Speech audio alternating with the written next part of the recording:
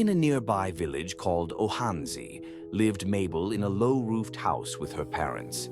Her parents are old. Their home stood just beyond the last row of houses, where fields stretched wide and the sky always seemed closer.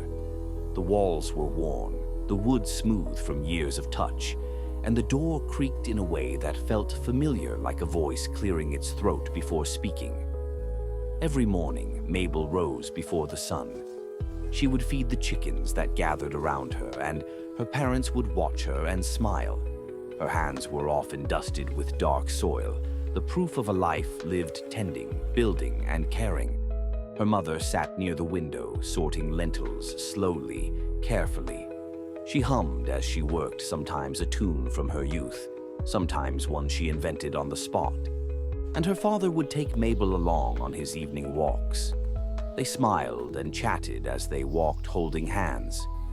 Mabel reads to her parents every evening, as this has become a routine in their household.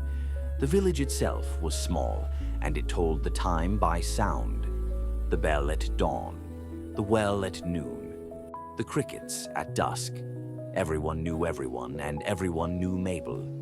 They said she could have left to stay in the city where it was all rosy and comfortable. But Mabel stayed, because the love, she believed, was not a road you traveled. It was a place you tended. One stormy evening, dark clouds rolled in without warning. The wind howled through the village, rattling shutters and bending trees low.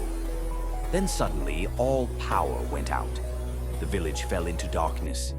Inside the house, Mabel lit a small oil lamp. The light flickered, warm and golden, casting gentle shadows on the walls. Her parents sat close, wrapped in blankets, their faces glowing in the lamplight. Mabel began to tell her stories as usual. Old ones, new ones, even stories her parents had told her long ago. And also stories she made up just for them. They laughed softly at first, then freely, like children who had forgotten the weight of years. Outside, the storm rattled the shutters. Inside, the light held. By morning, the wind had passed, the clouds lifted. The village still stood, muddy, quiet, and alive. Mabel and her parents stepped outside into the sunlight, moving slowly but smiling easily. The day began again, not grand, not loud, but steady. For Mabel and for those she loved.